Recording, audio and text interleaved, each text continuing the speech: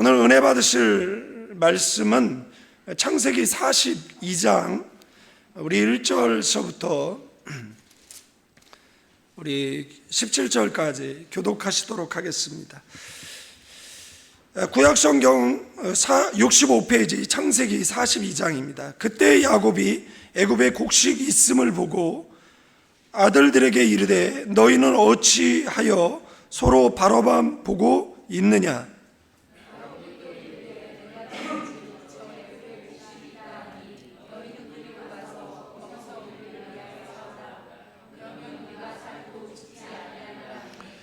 요셉의 형 10사람이 애굽에서 곡식을 사려고 내려갔으나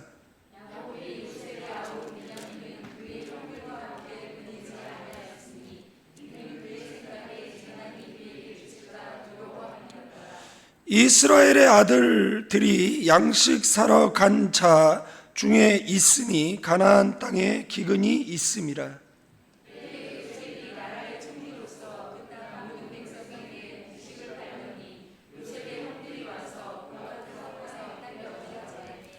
요셉이 보고 형들인 줄 아나 모르는 채 하고 엄한 소리로 그들에게 말하여 이르되 너희가 어디서 왔느냐? 그들이 이르되 곡물을 사려고 가나안에서 왔나이다.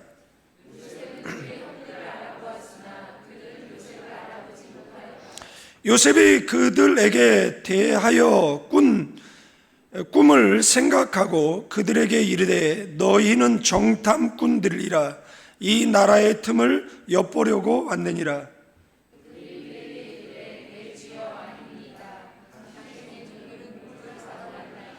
우리는 다 한 사람의 아들들로서 확실한 자들이니 당신의 종들은 정탐꾼이 아니니이다.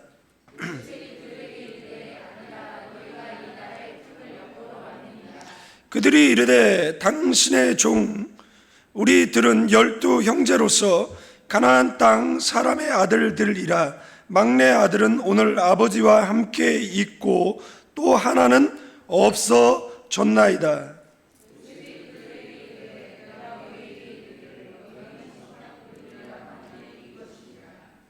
너희는 이같이 하여 너희 진실함을 증명할 것이라.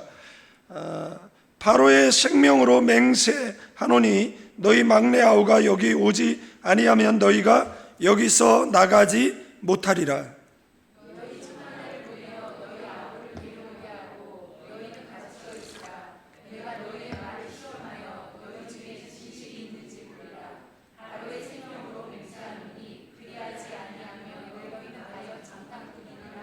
같이 있습니다. 그들을 다 함께 3일을 가두었더라. 아멘. 여러분들 웃으면 행복합니다. 웃으면 기적이 일어납니다. 웃으면 즐거운 일이 생깁니다. 그래서 늘 웃으시기를 주님의 이름으로 축원드리겠습니다. 이렇게 인상 쓰는 사람들을 보면 불편하잖아요. 근데 교회에서 늘 인상 쓰고 있는 사람들을 보면 불편하거든요. 그리고 대부분 그 마음에 어떤 그 불편함이 얼굴로 드러나고, 그리고 그 사람은 분명히 집안을 불편하게 했을 거예요.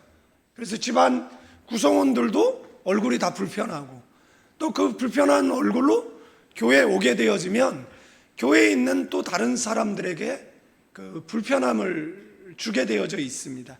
그래서 그 얼굴을 이렇게 서로 보는 사람들이 서로 이렇게 불편하다라는 겁니다. 그래서 교회에 올 때는 이렇게 치아 숨을 내게 이렇게 드러내고 웃으시면 참 좋겠다. 그리고 웃으면 좋은 일이 생깁니다. 그리고 응답을 확신하는 사람들은 대부분 그 표정 속에 뭐가 있냐면 그 응답의 확신이 있어요. 내 영혼아 내가 어찌하여 낭망하며 내 속에 불안하여 하는고 너는 하나님을 바라라. 그 얼굴의 도우심을 인하여 기뻐하리라. 아멘. 그러니까 하나님이 나를 예배 시간에 보고 계시잖아요. 그런데 예배 시간 내내 인상 쓰고 있다고 생각을 해보십시오. 그러면 하나님 얼마나 불편하겠습니까? 그러면 하나님도 불편하고 우리도 불편하고, 그러면은 교회가 그러면은 불편한 교회, 은혜 없는 교회가 되게 되어집니다. 그래서 치아 24개, 옆 사람 이렇게 보시면 참 좋을 것 같다라는 거예요. 여러분의 아내나 남편이 그 옛 모습 그대로인가요? 아프면 또 이렇게 얼굴이 불편해질 수 있거든요. 그런데 여러분들, 우리는 미래를 끌어와 사는 사람입니다. 그러니까 현실은 고통인데 우리는 그 미래의 응답을 미리 끌어와서 그 다음에 오늘을 행복하게 사는 사람, 그 사람이 누구라고요? 크리스찬이라는 것 잊지 마시기를 주님의 이름으로 축원드리겠습니다. 그래서 응답을 교회 내에 잘 받는 사람들을 보면 대부분 인상이 편안한 사람들이에요. 그런데 인상이 불편한 사람들은 대부분 신앙이 없거나 아니면 뭐 이런 심한 말 하면 안 좋겠지만 좀 악령에 지배받는 이런 사람, 우리나라 말로 하면 재수 없는 이런 말이겠죠. 그런 사람들이에요. 그리고 대부분 이렇게 은혜를 받는 사람들은 얼굴이 편안해요. 그러면 제가 이런 이야기를 왜 서두에 이렇게 지리하게 하겠습니까? 그것도 15도 전방을 보면서 불편한 사람이 있어서 그러는 거예요. 그러니까 아무리 힘들고 어려운 일이 있어도 치아 24개 이렇게 보이시고, 그죠? 웃는 얼굴에 침 못 뱉는다, 우리나라 속담도 있잖아요. 그래서 이렇게 웃으시고, 옛날 코미디 그 프로그램 그 타이틀 제목은 뭐죠? 웃으면 복이 온다. 그래서 웃으면 복이 올 줄로 믿습니다. 이 본문 속에는 세 가지 내용이 담겨져 있는데 42, 43, 44장까지의 내용에 중요한 메시지 세 가지가 있습니다. 하나는 꿈은 반드시 이루어진다. 아멘. 믿음은 바라는 것들이 실상이잖아요. 보지 못하는 것들의 증거잖아요. 제가 이번에 필리핀에 지난번에 갔을 때 제 옛날 성경을 들고 오려고 제 끼내놨거든요. 그 목양실에서 한쪽에 빼놨는데 그 성경책을 못 들고 왔어요. 다음에 가면 이제 그걸 들고 오겠죠. 거기에 제가 청소년 때 비전을 써놨어요. 20대, 30대, 40대, 50대 이렇게 써놨습니다. 그런데 거기에 30대에 뭐가 써있냐면 내가 필리핀 선교사 간다라는 내용이 써있어요. 근데 그거를 왜 써놨는지 몰라요. 우리 교회 필리핀 선교사가 왔는지 정확한 기억은 없어요. 다만 거기에 그렇게 써있어요. 그런데 저는 그걸 써놓은 것을 모르잖아요.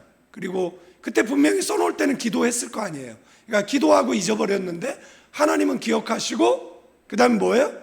필리핀에 보내신 것이죠. 하고 많은 나라 가운데서 가장 체질에 안 맞는 나라, 가장 살기 싫은 나라, 가장 가기 싫었던 곳이 필리핀이었거든요.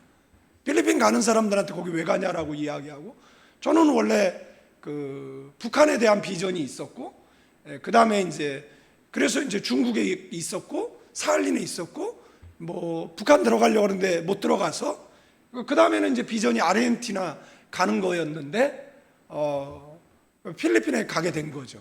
그러니까 필리핀에 가서도 내가 여기 왜 왔지? 체질에도 안 맞고 모든 게 불편한 곳인데, 그런데 그게 그렇게 써 있더라고요. 그 성경에. 그래서 알았어요. 내가 옛날에 기도를 했구나. 내가 옛날에 믿음으로 30대 내 인생을 바라봤구나 라는 거죠. 그러니까 기도 참 중요하잖아요. 그러니까 여러분들 어떤 절망적인 문제가 있다 그러면 절망을 바라보실래요? 제가 휠체어에 앉아서 그 연세 세브란스에서 다리 잘라야 된다라고 할 때 제가 그 휠체어에서 울면서 제가 제 다리 잘린 모습을 상상하고 있었을까요? 아니에요. 저는 그 하나님께서 두 다리를 고쳐서 5대양 6대주 사역하는 것을 바라봤어요. 계속 그거를 위해서 기도했어요. 그러니까 미래를 끌어왔어요. 그러니까 사탄은 계속해서 부정적인 것을 가져다 줄 때 이것을 계속 애써서 외면하고 그 다음에 떨쳐버리고, 현실은 절망이지만 그래도 뭐예요? 미래를 끌고 와서 내가 5대양 6대주 계속 그것을 상상하고, 잘 상상이 안 되는데 그래도 그것을 상상하고 그 다음에 그것을 바라보면서 계속 기도했더니 지금도 건강하게 이렇게 사역하고 갈 수 있잖아요. 그러니까 여러분들도 이렇게 절망적인, 그러니까 너가 그 두려워하던 것이 내 몸에 미치는 겁니다. 여러분들이 염려하는 것이 여러분의 인생의 그 미래가 될 거예요. 그러니까 이왕이면 뭘 한다고요? 이왕이면 뭐 자녀도 걱정거리가 있잖아요. 그리고 우리에게도 걱정거리들이 있잖아요. 어떤 뭐 경제 문제가 됐던 뭐 아니면 미래 문제가 됐던, 청년들도 미래가 그 걱정되잖아요. 그런데 그 걱정되는 것을 자꾸 생각을 키우지 말고 미래, 그러니까 내가 비전을 성취했을 때, 그리고 내 꿈꾸고 소망하는 것을 이루었을 그 모습을 끌고 오는 거죠. 그러니까 저희가 뭐 개척해서 가난한 교회 세도 이렇게 몇 달 밀리고 뭐 집주인이 이제 나가라고 하는 그런 상황 가운데서 현실은 뭐죠? 현실은 절망이죠. 그런데 그때 그 절망하지 않았어요. 오히려 인쇄소에 가서 그 교회 조감도 그것을 스티커에 인쇄해서 교인들에게 나눠주고, 믿음은 바라는 것들이니까 우리 바라보면서 기도하자. 현실은 쇠를 못 나는 교회지만 우리의 미래는 뭐예요? 건축된 교회. 그래서 그것을 바라보고 이제 눈을 감으세요. 그럼 이야기하죠.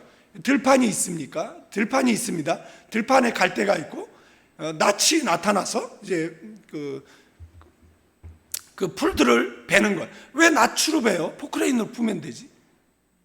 그러니까 한 단, 두 단 베는 거죠. 왜 그렇습니까? 그런데 누가 뭐라 그러냐면 어떤 권사님이 그러더라고요. 아니 뭐가 보인다 그래? 이러는 거예요. 짜증 섞인 목소리로. 진규 집사님. 내 어머니라고 얘기는 안 하겠는데 그러는 거예요. 그런데 그렇게 매주 예배 시간마다 하니까 몇 달 후에 그분이 저한테 그러네요. 목사님 보여요? 그러는 거예요. 그래서 아유, 헛것을 보셨네. 뭐가 보인다? 뭐가 보여요? 뭐가 보여요? 그러니까 교회가 건축된 모습이 보여요. 그러는 거예요. 아유, 헛것을 봤네. 그러니까 제가 그렇게 말하면서도 그게 현실 불가능한 거라고 생각하고 있었던 거죠. 그런데 놀라운 일은 그렇게 기도를 시작한 지 얼마 안 돼서 우리는 성전을 건축했거든요. 아멘? 그러니까 여러분들, 그러면서 뭐 하는 거예요? 뭐 하는 겁니까? 교회를 지면 이렇게 져야겠다, 뭐 인티를 이렇게 해야겠다, 뭐 이런 거 생각만 하는 거죠. 그러니까 하루하루가 뭐 한 겁니까? 즐거운 거죠. 규모는 어느 정도 해야 되지? 몇 명을 수용해야 되고, 시설은 어떻게 있어야 되고, 뭐 이런 거 상상하잖아요. 그러면 이렇게 즐겁거든요. 여러분들도 뭐 처녀, 뭐 총각, 뭐 이런 결혼 안 한 사람들은 결혼한 그 다음에 행복한 모습을 계속 상상해야 될 거 아니에요. 그런데 결혼하면 지옥일 거야. 결혼하면은 뭐 그런 것만 상상하면 어떻게 되겠습니까? 상상한 대로 되겠죠. 오늘은 어제의 여러분의 기도의 결과입니다. 내일은 오늘 우리의 기도의 결과입니다. 그러니까 우리는 어떻게 기도한다고요? 여러분들, 요셉은 그 꿈을 꾸죠. 그 꿈은 하나님께서 주신 거잖아요. 근데 그 꿈이 지금 오늘 22년 만에 이루어진 거예요. 물론 시련의 세월들이 있었죠. 그러나 실패의 세월들은 아니었죠. 우리에겐 시련은 있지만 그 시련이 결국은 비전을 이루기 위한 훈련의 과정이죠. 아멘. 그러니까 꿈은 반드시 뭐 한다? 이루어진다.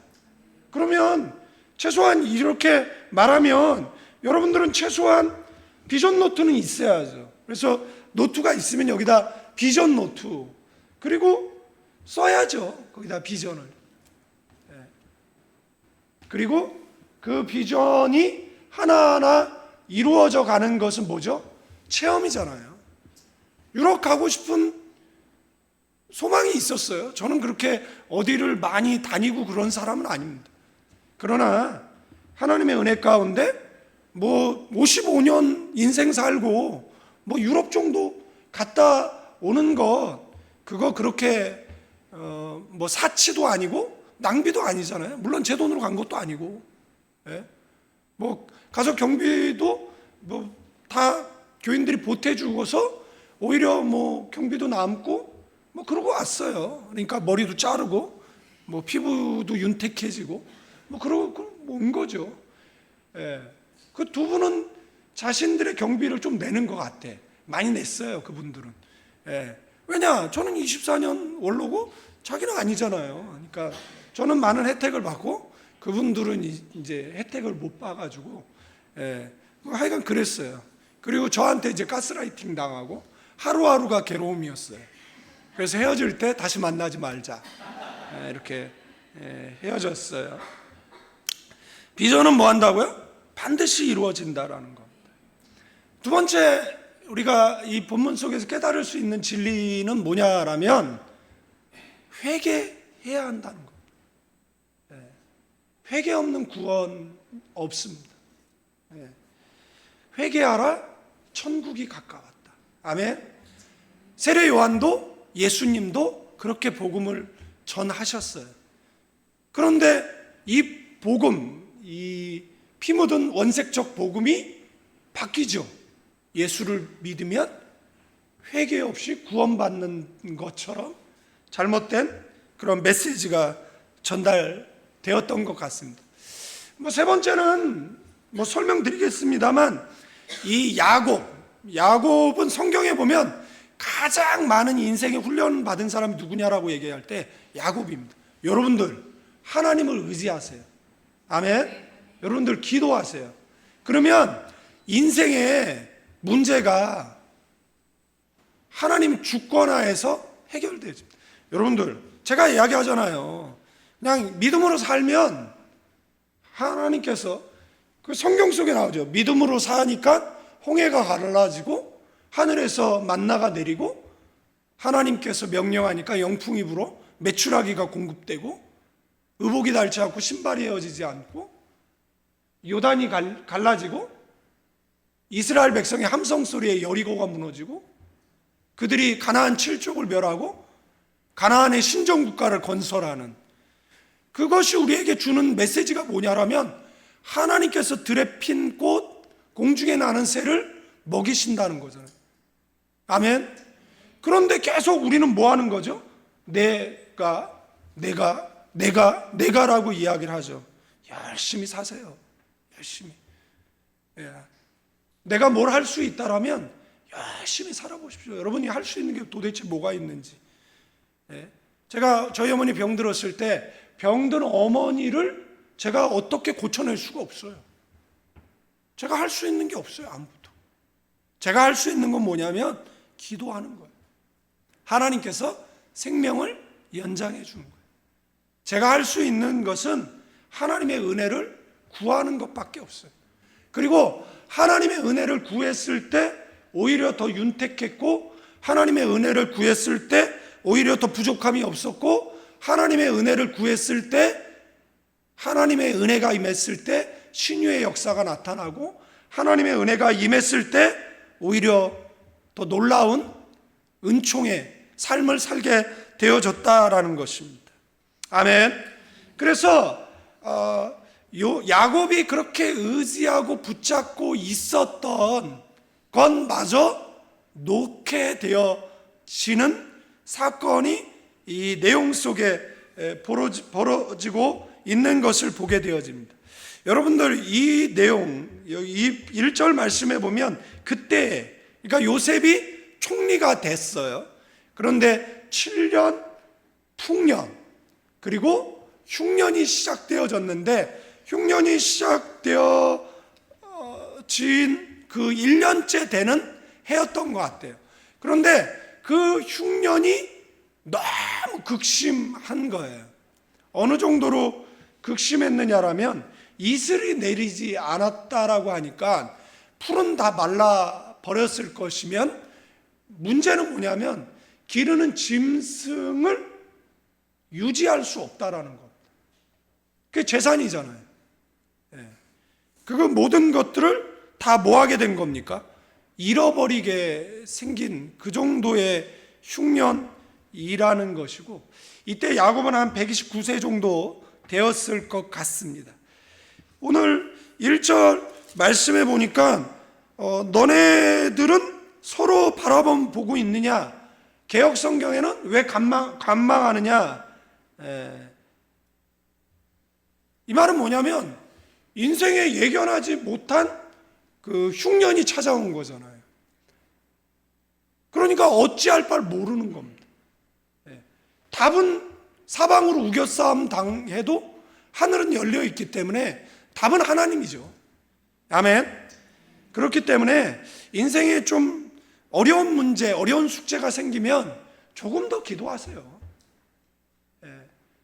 작정 기도하시고, 안 나오던 수요예배 나오고, 금요예배 나오고, 새벽 예배 나와서 그냥 묵상으로 기도하지 말고 소리 질러 기도하세요. 너는 내게 부르짖으라, 내가 네게 응답하겠고 그거 비밀한 것을 보이리라고 하잖아요. 저는 조용히 기도하는 사람이 부럽습니다. 묵상 기도하는 사람이 제일 부럽습니다. 저분들은 얼마나 인생에 문제가 없으면 저렇게 기도도 할까 이 생각하거든요. 그런데 저는 인생 살아오면서 소리쳐 기도하지 않으면 안 되는 그 절박함들이 너무 많았거든요. 그래서 늘 절박하게 기도합니다. 늘. 뭐 성대 결절이 오고 뭐 목소리가 이렇게 굳어져 갈 정도로 좋은 목소리 갖고 싶죠. 편안한, 남들에게도 좀 설교할 때 이렇게 편안함을 줄 수 있는 목소리면은 참 좋잖아요. 그런데 그럴 수 없었어요. 사는 게 너무 절박했기 때문에. 교회도 마찬가지죠. 교회를 개척해서도 절박했어요. 뭐 필리핀에서도 정말 절박하게 살았어요. 뭐 재정적 여유도 없었고 하루하루가 정말 절박했었고, 그 다음에 뭔가 조금 편안할 것 같으면 또 일을 저질러서 그 다음에 또 절박하게 그렇게 살았습니다. 또 필리핀이 편안하니까 또 절박하게 또 개척교회를 했어요. 그래서 개척교회가 절박해요. 그죠? 이 절박한 교회인데 또 안 나와. 진짜. 그냥 좀 다니라고 그렇게 이야기를 해도 뭐 다른 데 가면 별거 있을 것 같아요? 그렇게 자꾸 돌아다니다가 옆 사람에 그렇게 돌아다니다 나쁜 버릇 생겨. 그잖아요. 자꾸 연애할 때 이 사람 저 사람 만나면 되겠어요? 안 되겠어요? 그냥 한 사람 만나야지. 그죠? 그냥 가나안 교회 다니는 거야. 옆 사람이 왔으면 다니자. 잘 대답을 안 해. 그잖아요. 왔으면 다녀야죠. 그냥 다니는 거예요. 김인종 권사님. 뭘 그냥 베이스 캠프는 모경환 장로님이 필리핀에서 운영하라 그러고 오래 살았잖아요. 그러니까 그죠? 아멘 안 하시는 거 보니까 갈 것 같아. 뭐 하여간 뭐 그렇게 하시고. 그러니까 왜 간망하느냐라는 것은 왜 적극적으로 이 문제에 대처하지 않느냐라고 크게 책망하는 거예요. 그냥 이렇게 있다가 이 가뭄이 계속 지속되어지면 어떻게 하려고 하느냐라는 그 책망인 겁니다. 여러분들 가만히 있으면 안 돼요. 그리스도인들은 계속해서 뭐 해야 됩니까? 기도해야 돼요. 하나님 앞에 간절히. 가나안 교회도 마찬가지죠. 우리가 무슨 뭐 몇천 명 모이는 교회를 하자, 저는 뭐 그런 능력이 안 되죠. 저는 그래도 힘있게 선교할 수 있는 교회, 구제할 수 있는 교회 됐으면 좋겠어요. 아멘. 그래서 부흥을 바라고 부흥을 위해서 기도합니다. 여러분들도 간절히 부흥을 위해서 기도하시는 저와 여러분들 되어지기를 주님의 이름으로 축원드리겠습니다. 그래서 10명의 아들을 어디로 보내는 거예요? 이집트로 보내는 겁니다. 곡식을 많이 사와야 하잖아요. 거느리는 식솔들도 많이 있고, 그래서 많이 사와야 되기 때문에 10명의 자녀를 보내는데 누구를 안 보냅니까? 막내를 보내지 않습니다. 왜 보내지 않았느냐를 성경이 밝히고 있어요. 가서 여행길에 죽을까봐 보내지 않았어요. 그러면 10명의 아들은 죽어도 되는 아들인가요? 우리 부모들은 늘 이야기하죠. 10손가락 깨물어서 안 아픈 손가락이 어디 있느냐라 그러면서 아들 편애하고 첫째 편애하고 어느 집은 막내 편애하고 잘난 자식 편애하고 그러면서도 뭐 그렇게 말하는 부모들이 있는 것 같습니다. 야곱의 가정의 비극은 편애에서 왔음에도 불구하고 아직도 그 죄를, 그 습관을 버리지 못하는, 결국에는 나중에는 벤야민이 어디를 오게 되죠? 이집트에 오게 되죠. 그때 야곱이 뭐라고 얘기합니까? 그가 죽으면 죽으려니와. 그래서 그가 죽는다라고 하더라도 이제 괜찮다라고 이야기하는 거죠. 여러분들, 너무 사랑하는 것은 어떻게 보면 우상입니다. 너무 사랑. 종교개혁지에 가면 이렇게 개혁된 교회와 개혁되지 않은 교회, 개혁되지 않은 교회는 수많은 관광객들이 몰리죠. 개혁된 교회는 볼품이 없죠. 그래서 대부분 성당의 그 이미지들을 보기 위해서 입장료를 내고 그렇게 그곳에 가는 거죠. 종교개혁자들이 교회를 개혁할 때 그 겉에 치장되어져 있는, 안에 치장되어져 있는, 그래서 어떤 분들은 암을 제거하기 위해서 살까지 떼어냈다, 뭐 이렇게 아쉬워하는 분들도 있어요. 저도 이제 그런 생각이 이제 가서 드는 거죠. 왜냐하면은 그 아름다운 그 외형, 그 다음에 내형, 그런데 그 뭐 독일이나 스위스나 아니면은 그 체코에 있는 그런 뭐 성당들 아름답죠. 그런데 그것도 러시아에 가면, 러시아의 정교회 그 예배당에 가면 거기 그 유럽에 있는 성당은 그냥 사랑방 정도로 보여요. 정교회 가면 너무 아름답거든요. 그 안에 가면 정말 너무 아름답습니다. 그리고 정교회는 의자가 없어요. 서서 예배드려요. 그리고 환해요. 그리고 굉장히 그 그림들이 많아요. 그래서 러시아를 가본 분들은 유럽에 있는 뭐 성당, 이건 뭐 사랑방 정도, 필리핀에 있는 성당 화장실,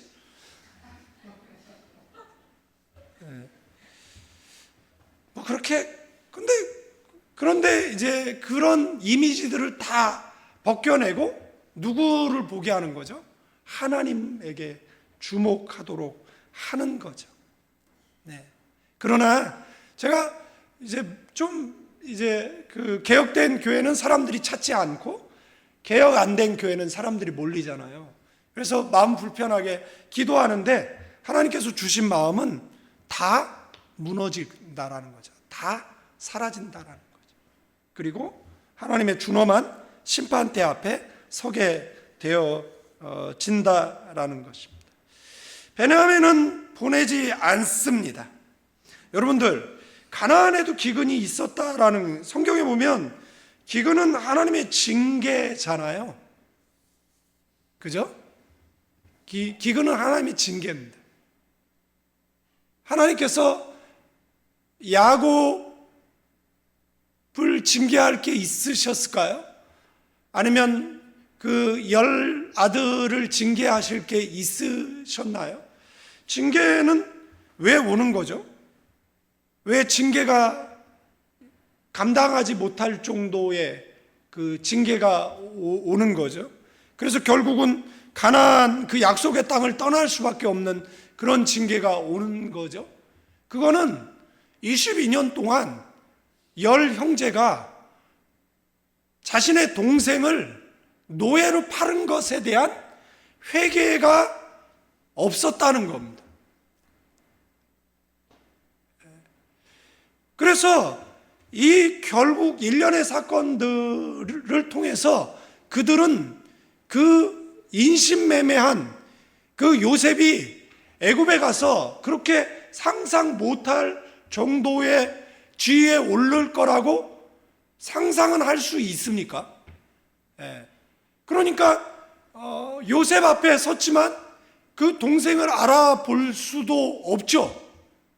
감히 고개도 못 들고, 그리고 동생의 그 비전이 성취되어서 그의 앞에 뭐 하는 겁니까? 부복하고 있는 그 초라한 그 자신들의 모습을 이제 보게 되어지는 거잖아요. 네. 그죠? 그러니까 이들은 이 일련의 사건을 통해서 어디로 나아가냐면 뉘우침으로 나아갑니다. 그래서 베냐민을 데려오지 않으면 내가 바로의 이름으로 맹세한다라고 오늘 이 성경이 이야기하죠. 그들은 자신들의 진실한 사람들이라고 계속해서 이야기하지만 이들의 진실한 사람들은 아니잖아요. 이들은 동생을 팔았잖아요. 은 20에. 그리고 그 동생의 생사를 모르잖아요. 그래서 22년 동안 연락 없는 동생은 죽었을 것이다 라고 요셉에게 이야기하잖아요. 어찌된지 모른다. 원어의 표현은 죽었다라는 것이고, 리빙 바이블에도 죽었다라고 번역한 것을 알 수가 있거든요. 그래서 하나님께서 회개하지 않는 사람에게는 사람 채찍, 인생 막대기, 징계. 어느 순간서부터 교회가 회개하라, 천국이 가까웠다라는 복음이 약간 틀어져서 예수 믿으면 구원받는다라고 바뀌었어요. 물론 예수님 믿으면 구원받죠. 그러나 전제가 있죠. 회개라는. 아멘. 저와 여러분들은 늘 은혜의 보좌 앞에 나와서 뭐 해야 되죠? 회개해야 돼. 옛날에 우리의 신앙의 선배들은 교회 일찍 나왔어요. 그리고 예배 드리기 전에 회개했어요. 그리고 은혜 충만해서 가정에 돌아가서 정말 논팽이와 같은 그 남편을 개과천선시켜서 교회의 리더로 세웠어요. 그들은 늘 눈물로 기도했어요. 관절염에 시달렸어요. 매일 무릎 꿇고. 그 추위에도. 여러분들, 지금은 이제 교회가 이사를 가고 여의도에 있던 한 교회, 그 목사님이 노년에 뭐 실수가 있어가지고 지탄을 받는 목사님이 되셨지만, 그 목사님이 그 개척한 교회 그 바닥은 도깨다시라고 아십니까? 콩자갈이라고 해가지고 가는 그 자갈 또는 쪼개진 그러한 돌을 그 세멘과 섞여가지고 이렇게 만드는 거예요. 그리고 그것을 이렇게 그라인더로 갈고 그 다음에 왁스를 매기고 그러면 이제 빛이 나지만 그 안에는 이제 자갈들이 있는 그것을 이제 도깨다시라고 토착 외구들이 쓰는 말이죠. 근데 그 도깨다시인데 그 바다, 그분이 얼마나 부흥을 위해서 몸부림쳐 기도했느냐라면 그분이 기도했던 그곳에 그 도깨다시가 이렇게 파여 있는, 저는 가보지는 않았습니다. 그냥 제 인생의 목회자의 롤 모델이라고 생각했던 분이에요. 지금은 이제 교회가 크게 건축해서 이제 옮겨졌고 이제 은퇴를 하셨는데, 이제 그러니까 여러분들 대부분 그런 부흥을 이룬 분들은 우리가 함부로 지탄하기에는 그들의 수고가 크거든요.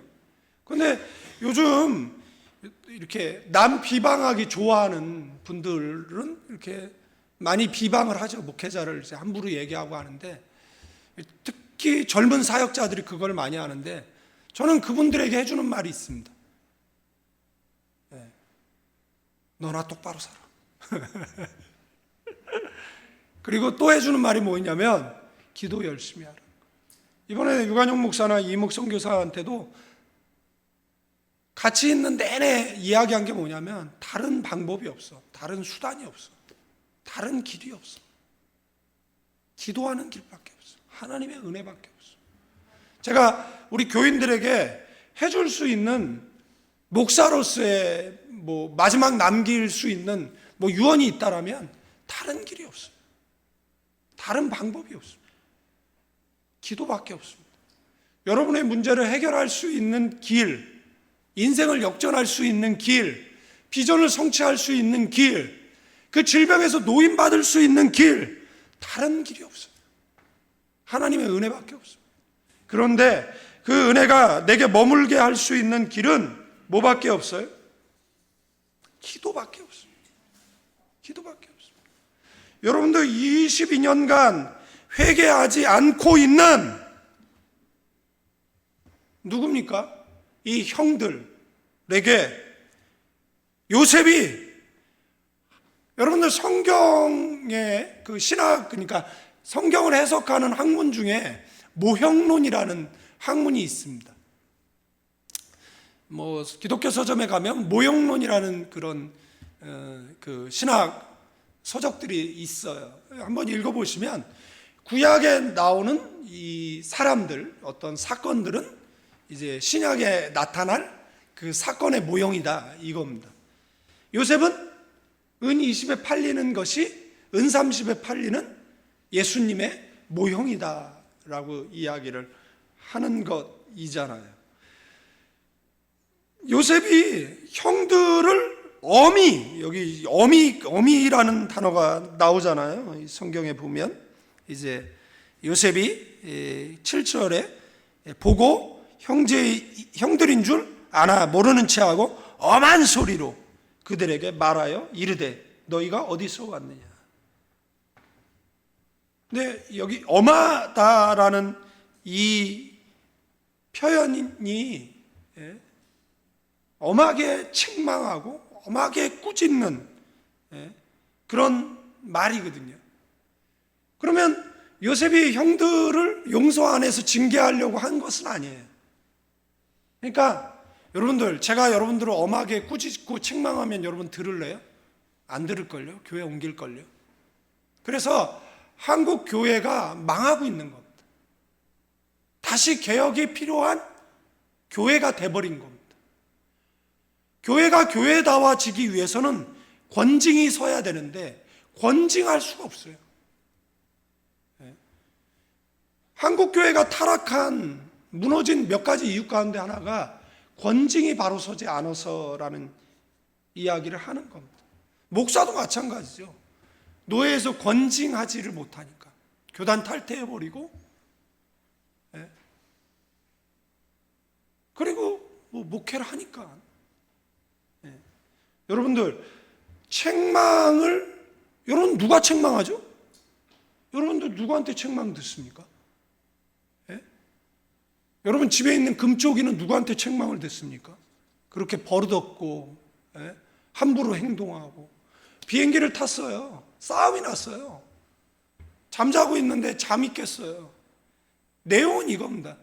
제 뒤에 있던 할아버지가 약간 치매기가 있으세요.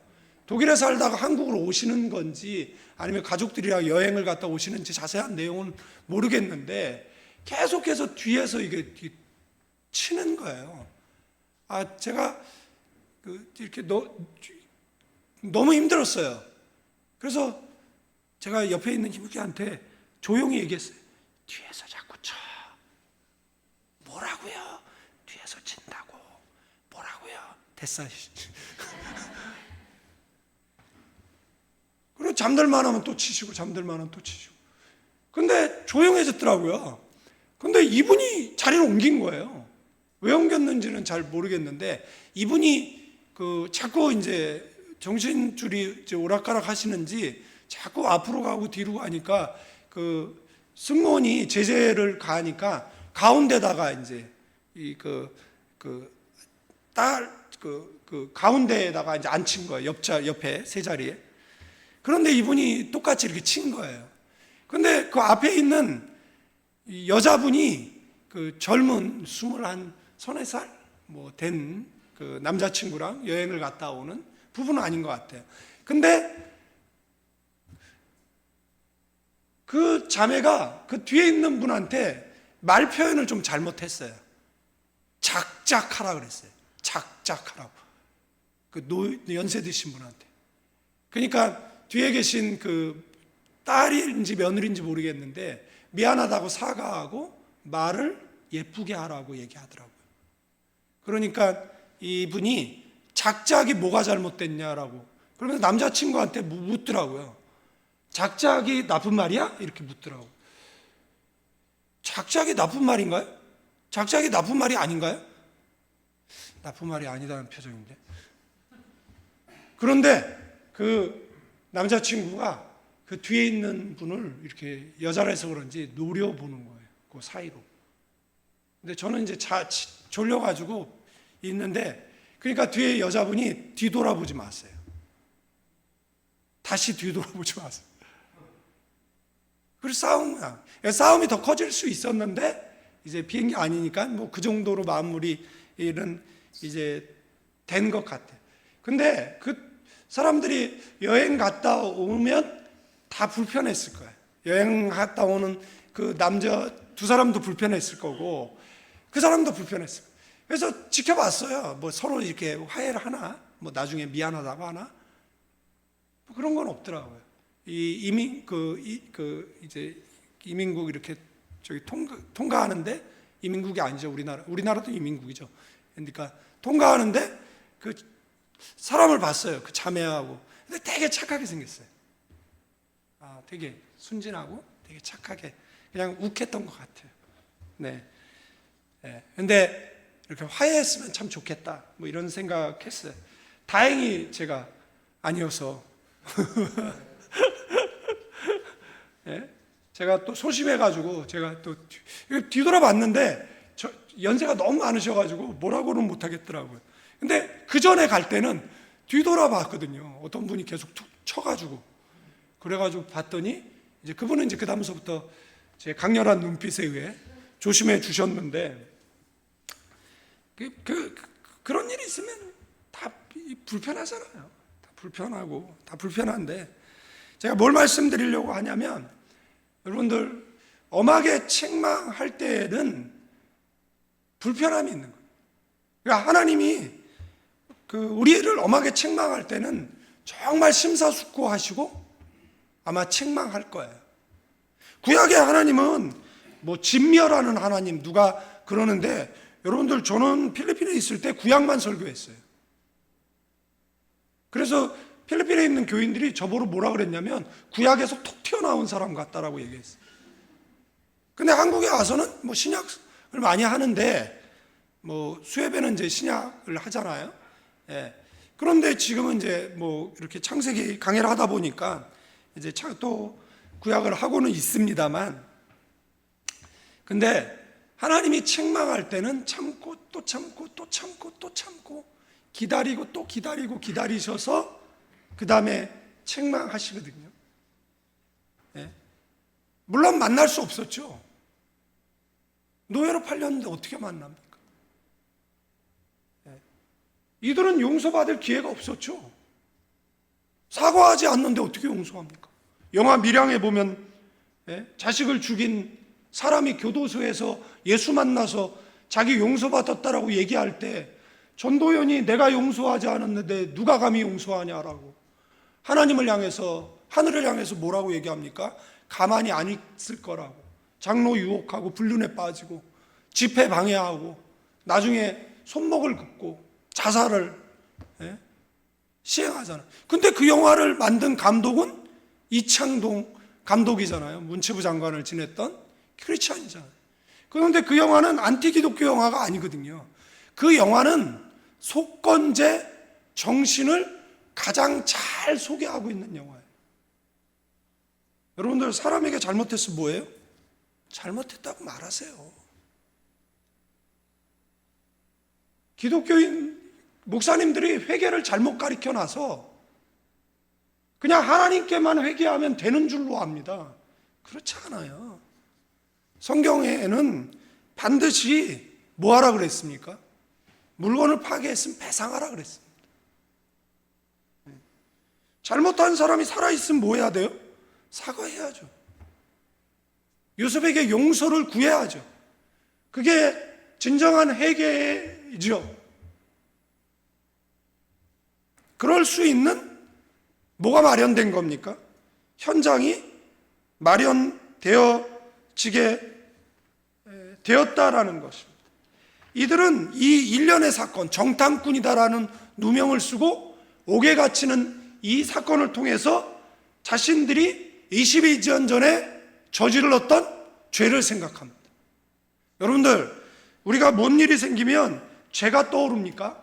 그러면 하나님의 은총이 임한 겁니다. 그때 그 생각나는 죄를 회개하세요. 그리고 생각이 안 나면 기도할 때마다 주님, 제가 회개하지 않은 거 있으면 생각나게 해달라고, 생각나서 회개하게 해달라고, 순전한 그릇 되기 원한다라고 기도하시는 저와 여러분 되기를 축원드리겠습니다. 21절에 뭐라고 이야기합니까? 우리에게 애걸할 때 그 마음의 괴로움을 보고도 듣지 아니하였으므로 이 괴로움이 우리에게 임하였다라고. 세 번역에 보니까 그렇다, 아우의 일로 벌을 받는 것이 분명하다. 아우가 예언할 때 들어주지 않은 것 때문에 우리가 이제 이런 괴로운 일을 겪는다라고. 이것을 누가 듣고 있는 겁니까? 요셉이 듣고 있는 거죠. 그들이 이야기하는 것을 요셉이 모를 거라고 이들은 생각했던 것 같아요. 그래서 뭡니까? 하나님께서 이 일련의 사건을 통해서 누구를 회개시키는 겁니까? 10명의 인신매매범을 회개시키는 거죠. 한국교회가 여러분들 철저한 회개를 가르치지 않았던 것 같습니다. 저도 그렇습니다. 그래서 회개를 피상적으로 가르친 것 같습니다. 그런데 여러분들 진실하게 회개하셔야 됩니다. 동남아에 가면 이 노점에서 물건, 음식을 팔죠. 뭐 한국도 마찬가지지만 위생 상태가 좋지 않습니다. 뭐 수도가 없으니까 그릇을 잘 씻지 않죠. 그렇기 때문에 쉽게 세균에 감염되거나 탈이 날 수 있는 거잖아요.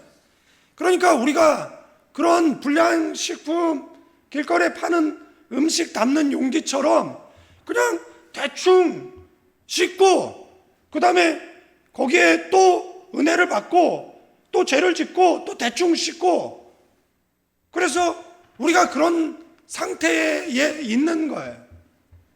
그냥 뭐 이렇게 살아도 된다라는 거죠.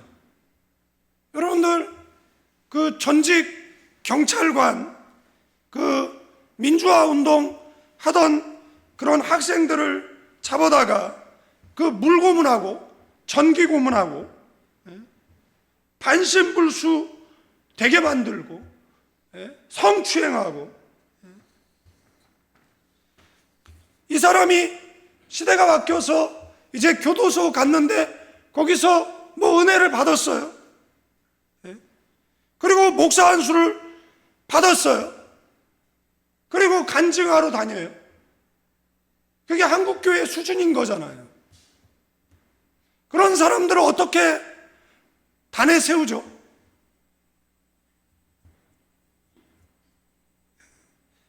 부잣집을 털어서 가난한 사람들에게 좀 나눠줬나 보죠? 심지어 부잣집에서 물방울 다이아를 훔쳤는데 그 부잣집은 그런 거를 잃어버린 적이 없다라고 이야기하고, 그래서 한때 이 사람을 대도라고 불렀던 적이 있어요. 그런데 이 사람이 과거에 그 죄된 생활을 완전히 씻고 그리고 전도자가 됐습니까? 아니잖아요. 그러니까 여러분들 여기에 물이 담겨 있는데 집사님께서 깨끗이 씻었겠죠? 씻었을 거예요. 이거 매주 씻지 않고 담아주는 물은 아닐 거예요. 직장 상사가 커피 타오라 그러면 퇴퇴퇴 하고 온 건 아닐 거예요. 하고 저희가 이제 중국집을 어렸을 때 했는데 이제 중국집 할 때 이제 홀이 있고 주방이 있잖아요. 주방 안에는 재료를 쌓아놓는 방이 있어요. 이제 학교 갔다 오면 엄마는 이제 제가 치이니까 거기 가서 놀라라고 얘기하면 거기 이제 우울하게 앉아 있으면 그 요리하는 형이 그렇게 뭘 만들어줘요. 근데 동네 사람들은 친하니까 이제 짜장면 안 나오면 욕하거든요. 그러면은 제가 이렇게 보고 있으면 야 누구 음식 안 나와 그러면 예 나가요 퇴퇴 그래서 반죽을 이렇게 쳐요. 퇴퇴 하면서 예? 그리고 저를 보고 씩 웃는 거예요. 예? 그리고 나서 이제 음식 나갈 때 되면 야 이놈아 안 나와 그러면 예. 뱉었는지는 몰라요. 뭐 제가 뱉었다 그러기엔 좀 그렇잖아요. 근데 나가면 그러면 저를 보고 또 씩 웃는 건데 여러분들 그런 상태의 음식을 먹어도 우리에게 탈이 나는데 여러분들 우리가 죄를 회개하지 않고 신앙생활 한다? 과연 그게 가능한 것일까요? 성경이 로마서 6장 16절에 너희 자신을 종으로 들여 누구에게 순종하든지 그 순종함을 받는 자의 종이 되는 줄 너희가 알지 못하느냐? 혹은 죄의 종으로 사망에 이르고 혹은 순종의 종으로 의에 이르느니라. 여러분 우리는 죄의 종입니까? 의의 종입니까? 의의 종이기를 주님의 이름으로 축원드리겠습니다. 의의 종이 되는 길은 다른 길이 없습니다. 회개하는 길밖에 없습니다. 이들은 이 문제 앞에 무엇을 생각한 것입니까? 자신들의 죄를 생각한 것입니다. 그리고 요셉 앞에 요셉인 줄 모르고 고백하는, 그리고 요셉은 나중에 그들을 용서하고 그들을 부둥켜 안고 그들의 죄의 문제를 해결해주고 그들로 죄로부터 자유롭게 만들어주죠. 그러나 나중에 아버지 죽었을 때 그들은 여전히 죄의 종노릇하고 있는, 아버지 죽었기 때문에 이제 동생이 우리를 죽일 수 있다라는 두려움에 사로잡히는 거잖아요. 그러니까 우리가 죄의 용서함을 받았으면, 사죄의 확신을 가졌으면 이제는 자유함을 누려야 되는데 사탄이 계속해서 죄책감을 들게 하는 거잖아요.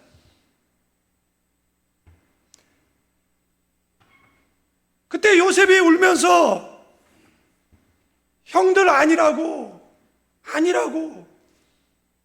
나는 다 잊었다고, 하나님께서 나를 여기 보내실 때 우리 가족을 구원하기 위해서 하나님이 보내신 거라고, 하나님이 하신 거라고 이야기하는 내용을 우리가 말씀 속에서 보게 되었지 않습니까? 여러분들, 베드로에게 천국 문을 여닫는 열쇠를 주죠. 그 열쇠가 뭐죠? 회개입니다. 사랑하는 성도 여러분, 시간이 돼서 설교를 마치겠습니다.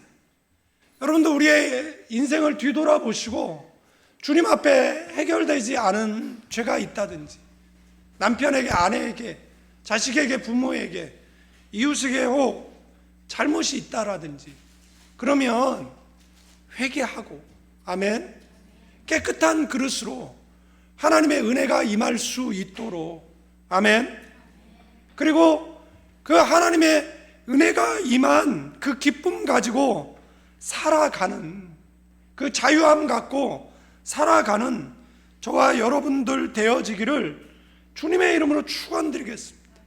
이런 회개는 어떻게 이루어지는 거죠? 성령이 임해야 되는 것입니다. 그래서 성령 하나님 인정합니다. 모시어드립니다. 초청합니다. 나를 회개로 이끌어 주옵소서.